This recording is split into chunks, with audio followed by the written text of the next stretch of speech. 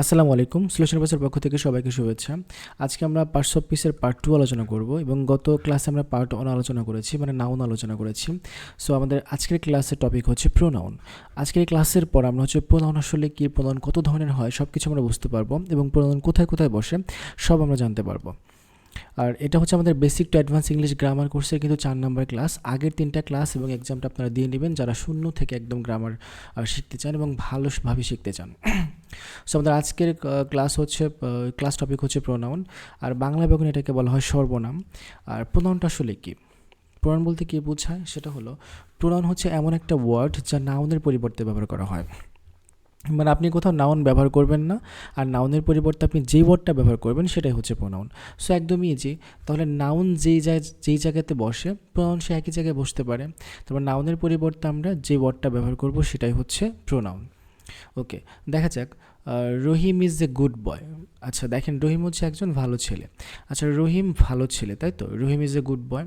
ওকে, এখন আবার রহিম সম্পর্কে আরও কিছু বলতেছি যে হি প্লেস ফুটবল। রহিম আবার ফুটবল খেলে, মানে সে ফুটবল খেলে।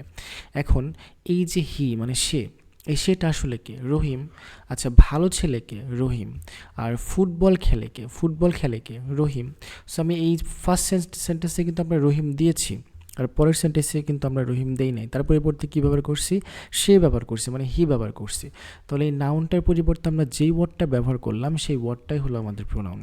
তাহলে আমাদের আমরা আসলে বারবার নাউন ব্যবহার করব না, কারণ দেখতে সুন্দর দেখায় না বা হচ্ছে সেন্টেন্সটা স্মার্ট হয় না।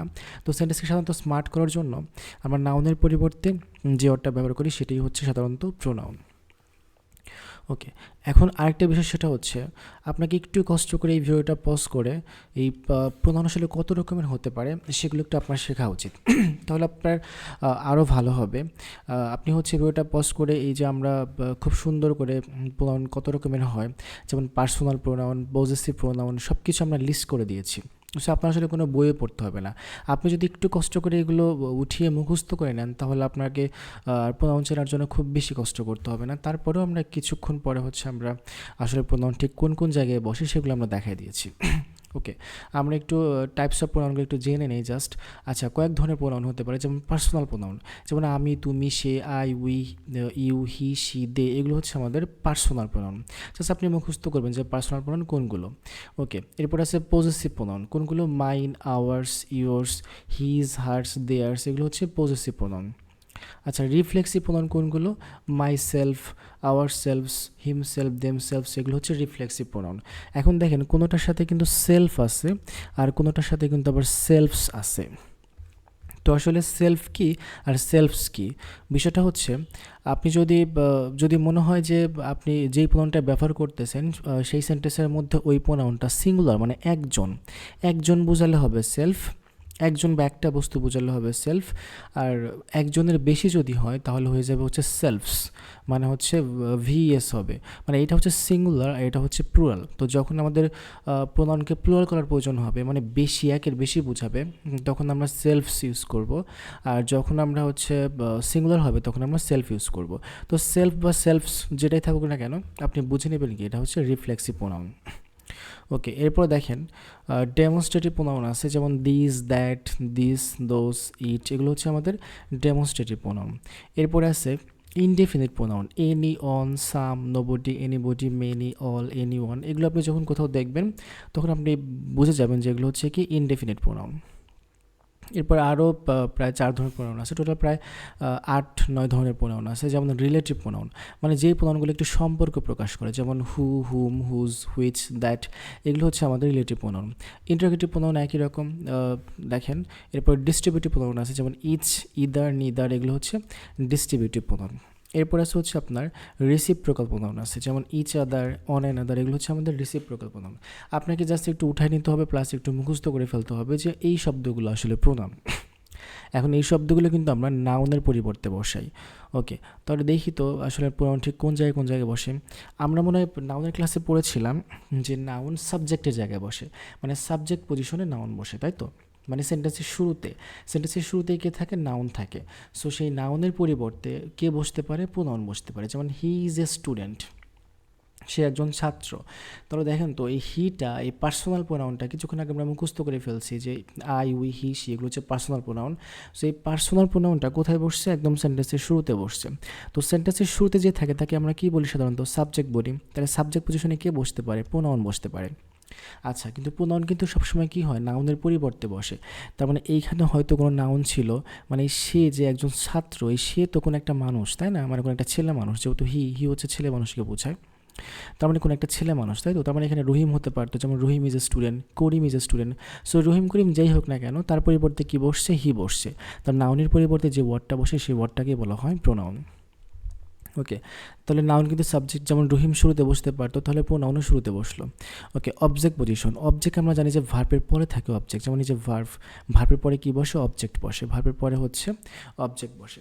যেমন আমরা যদি বলি যে I read book, I read বুক, আমরা যদি বুক বলি, যেমন রিড হচ্ছে কি? ভার্ব, মানে আমি বই পড়ি।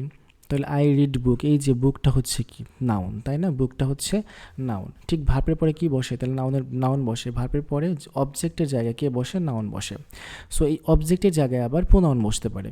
যেমন রহিম কল্ড মি, তার মানে হচ্ছে রহিম হচ্ছে আমার সাবজেক্ট, সাবজেক্টের জায়গায় কে বসে? নাউন বসে। আবার নাউনের পরিবর্তে কে বসতে পারে? প্রোনাউন বসতে পারে।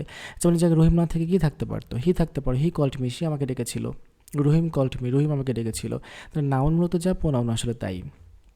তাহলে এই রহিম হচ্ছে আমার সাবজেক্ট, আর কল্ড হচ্ছে আমার ভার্ব। সাবজেক্টের পরে ভার্ব বসে, আর ভার্বের পরে অবজেক্ট হয়। আর সেই অবজেক্টটা হচ্ছে, দেখেন এখানে একটা প্রোনাউন আছে, মি হচ্ছে একটা প্রোনাউন। এখন মি আসলে কোন প্রোনাউন?